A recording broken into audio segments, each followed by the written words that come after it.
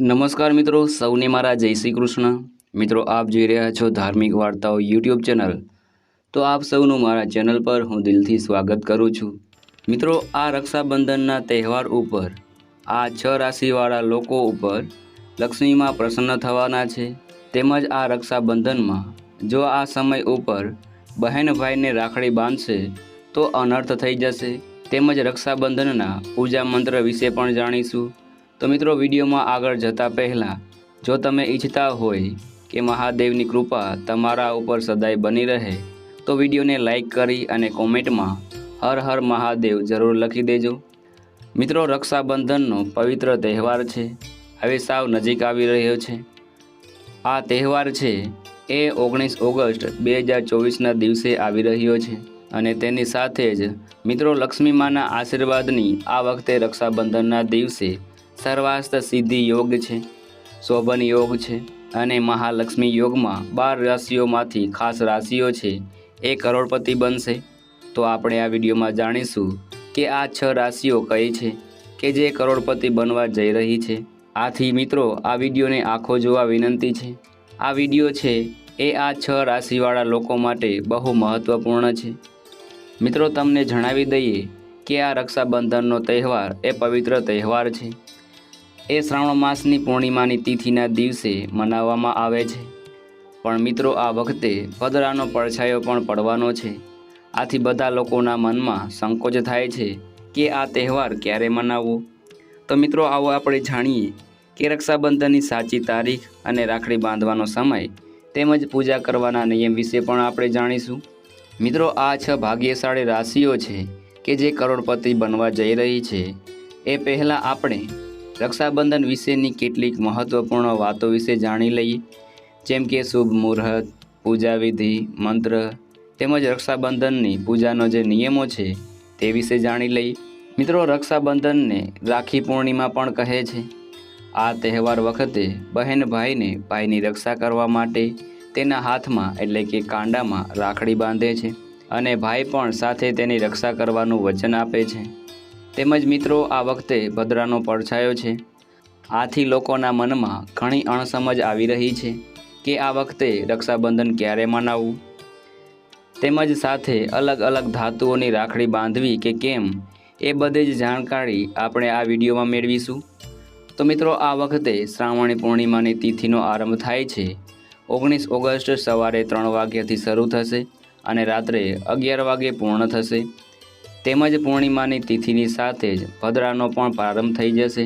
મિત્રો, ભદ્રાકાળના સમયે શ્રાવણ માસનો તહેવાર મનાવવો એ નિષેધ માનવામાં આવ્યું છે, કારણ કે જે પોતાનો હિત ઈચ્છતા હોય તેમણે ભદ્રાકાળમાં લગ્ન તેમજ શુભ કાર્યો કરવા જોઈએ નહીં।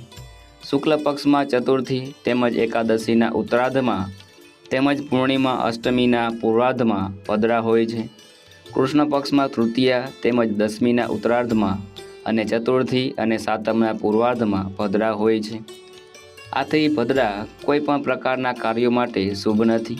આ દિવસે એટલે કે રક્ષાબંધનના દિવસે ભદ્રાકાળનો સમય છે એ સવારે 5 વાગ્યાથી લઈને બપોરે 1:32 સુધીનો રહેશે અને આ સમય પછી તમે રાખડી બાંધી શકો છો। એટલે કે મિત્રો, રક્ષાબંધનના દિવસે 2 વાગ્યા પછી તમે રાખડી બાંધી શકો છો। તો મિત્રો, રક્ષાબંધનના દિવસે રાખડી બાંધવાનું શુભ મુહૂર્ત છે તે છે બપોરના 2 વાગ્યાથી લઈને રાત્રિના 12 વાગ્યા સુધીનું। તો આ સમયમાં તમે રાખડી બાંધી શકો છો। મિત્રો, જ્યારે પણ રાખડી બાંધવાનો સમય આવે છે એટલે કે રક્ષાબંધન આવે છે ત્યારે ભાઈ બહેને વ્રત રાખવું જોઈએ। તેમજ રાખડી બાંધવાની જે થાળી છે એને શણગારીને સુંદર કંકુ, ચોખા, રાખડી અને મીઠાઈ સાથે એ થાળી તૈયાર કરવી જોઈએ। હિન્દુ ધર્મમાં ચંદનને શુભ માનવામાં આવે છે, તેનો ઉપયોગ પૂજાપાઠમાં કરવામાં આવે છે। તેમજ રક્ષાબંધનની થાળીમાં ચંદન રાખવું જોઈએ, ત્યારબાદ થાળીમાં ચોખા રાખવા જોઈએ। હિન્દુ ધર્મમાં દરેક ધાર્મિક વિધિઓમાં ચોખાને સ્થાન આપવામાં આવ્યું છે। અક્ષતથી નકારાત્મક શક્તિઓ દૂર થઈ જાય છે। તેના પછી નાળિયેર રાખવામાં આવે છે। સનાતન ધર્મમાં નાળિયેર એ દેવી દેવતાનું ફળ માનવામાં આવે છે। એવી માન્યતા છે કે નાળિયેરનો ઉપયોગ કરવાથી ભાઈના જીવનમાં સુખ સમૃદ્ધિ આવે છે। તેમજ હિન્દુ ધર્મમાં રક્ષાસૂત્રને ખૂબ જ પવિત્ર અને પોઝિટિવ ઉર્જાથી પરિપૂર્ણ માનવામાં આવે છે। એવી માન્યતા છે કે આ દિવસે ભાઈના હાથ પર રાખડી બાંધવાથી ભાઈ પાસે ક્યારેય નકારાત્મક ઉર્જા આવતી નથી। તેમજ મીઠાઈ રાખડીની થાળીમાં જરૂર રાખવી જોઈએ। કોઈ પણ શુભ કાર્યોમાં મીઠાઈ કે ગોળ ખવડાવવામાં આવે છે, તેના કારણે દરેક કાર્યોમાં મીઠાશ રહે છે। તેમજ રાખડીની થાળીમાં ઘીનો દીવો રાખવો જોઈએ। દીવો એ નકારાત્મક ઉર્જાને દૂર કરી સકારાત્મક ઉર્જાનો પ્રકાશ પાડે છે। આ અવસરે દીવાથી ભાઈની આરતી ઉતારવામાં આવે છે। તેમજ હિન્દુ ધર્મમાં કળશ એટલે કે બેડું તેનું ખૂબ જ મહત્ત્વ માનવામાં આવે છે। રાખડીની થાળીમાં એક તાંબાનો કળશ રાખવો જોઈએ। આ સાથે તાંબાના લોટામાં જળ અને ચંદન રાખવામાં આવે છે। તેનાથી દેવી દેવતાના આશીર્વાદ મળે છે। પછી જો મોટા ભાઈ હોય તો બહેન તેને પગે લાગીને આશીર્વાદ લેવા જોઈએ। પછી જો મોટા ભાઈ હોય તો બહેને તેના પગે લાગીને આશીર્વાદ લેવા જોઈએ અને તેની આરતી ઉતારીને પછી રાખડી બાંધવી જોઈએ। મિત્રો, આ રક્ષાબંધનનો તહેવાર એ ખૂબ જ પવિત્ર માનવામાં આવ્યો છે। ભાઈ બહેનના પ્રેમનો અતૂટ બંધનનો તહેવાર છે।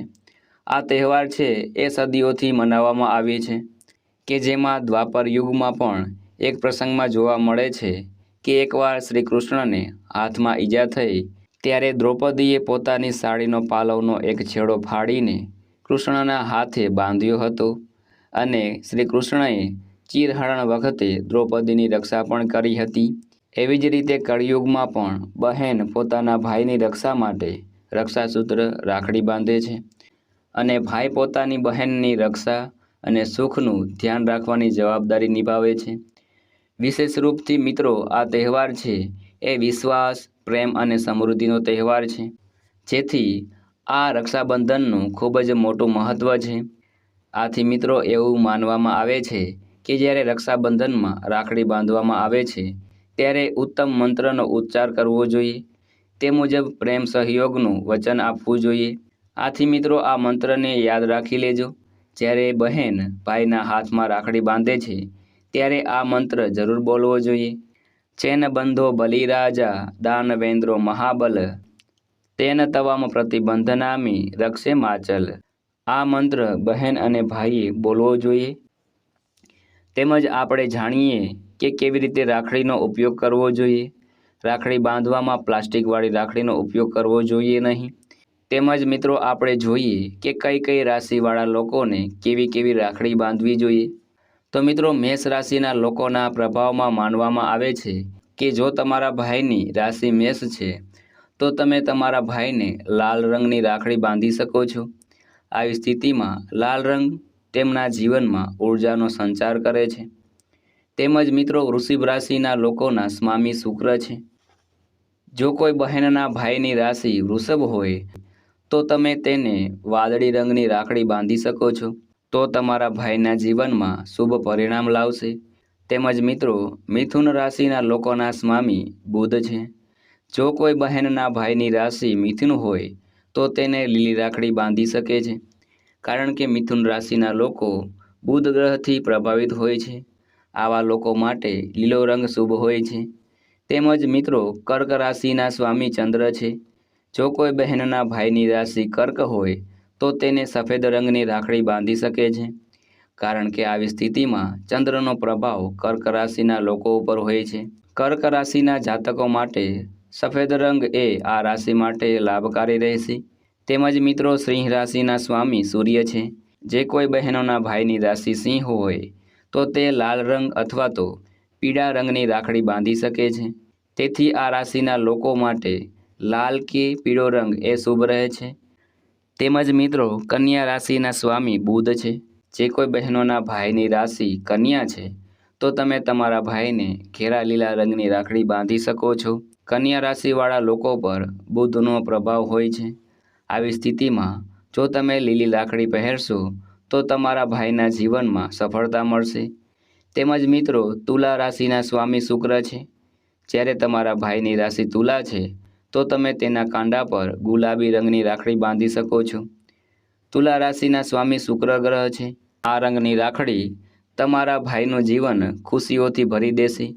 તેમજ મિત્રો, વૈશ્વિક રાશિના ભાઈના કાંડા પર મરૂન રંગની રાખડી બાંધવી જોઈએ। વૃશ્ચિક રાશિમાં મંગળનો વાસ હોય છે।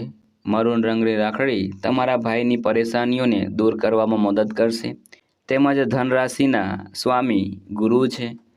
જો તમારા ભાઈની રાશિ ધન છે તો તમારા ભાઈના કાંડા પર પીળા રંગની રાખડી બાંધવી જોઈએ। ધન રાશિના લોકો શુક્ર ગ્રહથી પ્રભાવિત હોય છે।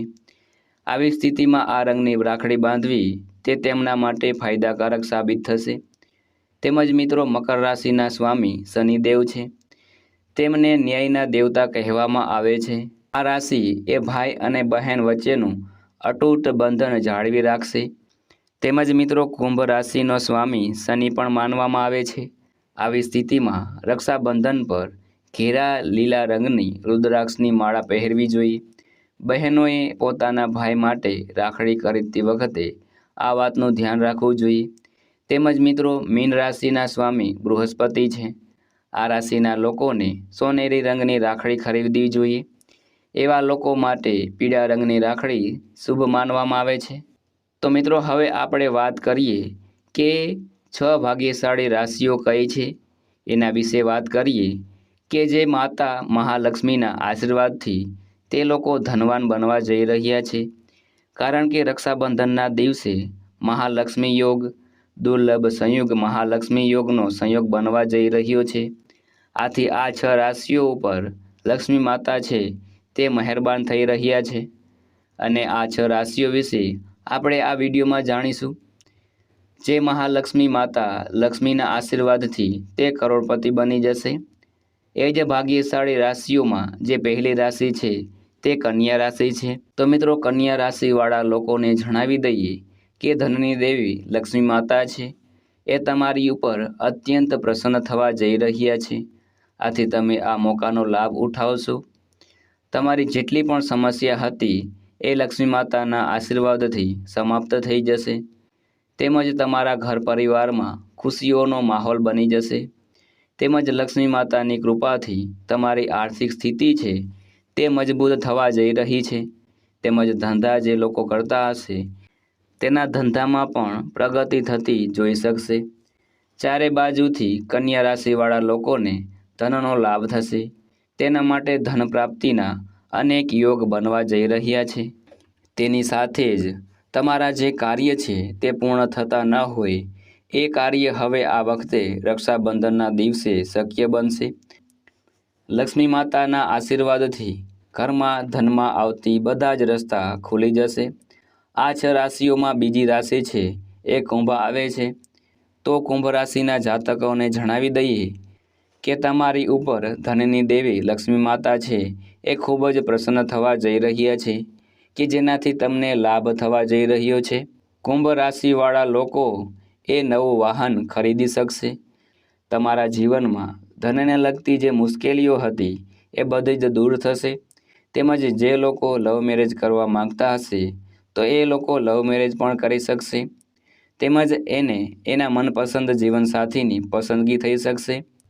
કારણ કે આ રક્ષાબંધનના દિવસે લક્ષ્મી માતા તમારી ઉપર મહેરબાન થવા જઈ રહ્યા છે। આથી તમારા બધા જ દુઃખ દર્દ દૂર થઈ જશે। જે લોકો નોકરી કરે છે એને પણ નોકરીમાં પ્રમોશન મળશે। તેમજ તેના પગાર પણ વધી શકશે। તેની સાથે પણ જો તમે નોકરીની શોધમાં છો તો તમારી મનપસંદની નોકરી મળશે। આથી લક્ષ્મી માતાની કૃપાથી એ કુંભ રાશિવાળા લોકો ઉપર ખૂબ જ માતાના આશીર્વાદ રહેશે। જેનાથી તે લોકોનું નસીબ છે તે ચમકવા જઈ રહ્યું છે। આથી આ સમયમાં તમે જે કાર્ય કરશો એ પૂર્ણ થઈ જશે। આથી આ મોકો જવા ના દેતા। તો મિત્રો આ લિસ્ટમાં ત્રીજી રાશિ છે તે મેષ રાશિ છે। મેષ રાશિવાળા લોકોને જણાવી દઈએ કે તમારા ઉપર લક્ષ્મી માતાની કૃપા ખૂબ જ થવાની છે કે જેનાથી આ રક્ષાબંધનનો તહેવાર છે તે તમારા માટે સારો સાબિત થવા જઈ રહ્યો છે। તમને બહુ ફાયદા થવાના છે। તમને તમારા જીવનમાં તમને સફળતા મળી શકશે। વિદ્યાર્થીઓ માટે પણ આ સમય છે એ બહુ સારો કહેવામાં આવ્યો છે। તેની સાથે જ સમય છે એ તમારી સાથે જ રહેશે। જો તમે ભણતા હશો તો એમાં તમે આગળ વધશો। તેમજ આ દિવસોમાં તમને ખુશખબર મળી શકે છે તેની સાથે જ જો તમે નોકરીની શોધમાં છો તો તમને મનપસંદ નોકરી પણ મળશે, કારણ કે આ રક્ષાબંધનના દિવસે અદ્ભુત સંયોગ બનવા જઈ રહ્યો છે. તેનો લાભ તમને અવશ્ય મળશે. તેની સાથે જ ધનની પ્રાપ્તિનો યોગ પણ બનવા જઈ રહ્યો છે. કોઈ પણ કારણોસર તમને ધનની પ્રાપ્તિ થઈ શકે છે. તેની સાથે જ જે લોકોનું વિદેશ જઈને ભણવાનું સપનું હોય તો એ સપનું જરૂર પૂરું થશે. આ વખતનું રક્ષાબંધન છે તે તમારા માટે ખૂબ જ ભાગ્યશાળી સાબિત થઈ જવા રહ્યું છે. તમને ખૂબ જ મોટી ખુશખબર પ્રાપ્ત થઈ શકે છે જે તમે ક્યારેય વિચાર્યું પણ ના હોય. જે ખુશખબર તમને આ રક્ષાબંધનના દિવસે મળશે. તો હવે આ 6 ખુશનસીબ રાશિઓમાં ચોથી રાશિ છે તે તુલા રાશિ છે. તુલા રાશિવાળા લોકોને જણાવી દઈએ કે તમારા ઉપર લક્ષ્મી માતાની વિશેષ કૃપા બની રહી છે. તુલા રાશિવાળા લોકો છે એની ઉપર લક્ષ્મી માતા ખૂબ જ પ્રસન્ન થઈ રહ્યા છે કે જેના લીધે તમને વિદેશ યાત્રા કરવાનો મોકો મળી શકે છે. તેની સાથે જ જો તમે કોર્ટ કચેરીના ધક્કા ખાઓ છો તો તમને આ વખતે એ મુશ્કેલીઓથી પણ સમાધાન મળી શકશે. આ સમયમાં તમારી રુચિ છે એ ધાર્મિક કાર્યોમાં લાગશે, તેમજ અચાનક જ ધન પ્રાપ્તિનો યોગ બનવા લાગશે. તમારું માનસિક સ્વાસ્થ્ય છે એ પણ સારું રહેશે.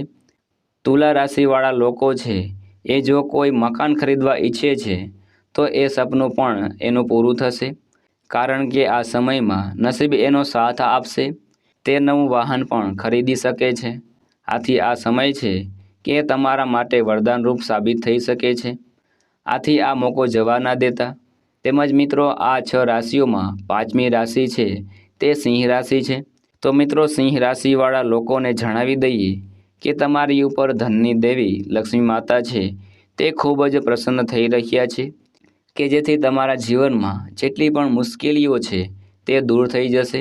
તમે જલ્દી જ આ વાતનો અનુભવ કરી શકો છો કે આ સમય જે તમારા માટે બનેલો છે એવો તમને અનુભવ થશે. આથી તમે જે પણ કાર્ય કરશો એમાં તમને સફળતા મળશે. તેમજ ધન આવવાના બધા જ સંયોગો બનવા લાગશે.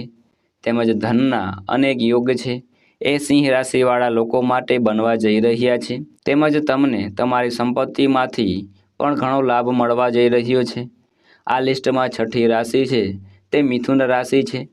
મિથુન રાશિવાળા લોકોને જણાવી દઈએ કે માતા મહાલક્ષ્મી એ ખૂબ જ તમારા પર પ્રસન્ન થઈ જવા રહ્યા છે. તમે જલ્દી જ નવું મકાન અથવા તો વાહન ખરીદી શકશો. તેમજ તમે જો આર્થિક સમસ્યાથી પીડાતા હોય તો તમને તેમાં પણ લાભ થશે. વ્યાપારિક વર્ગના લોકોને ખૂબ જ લાભ થશે.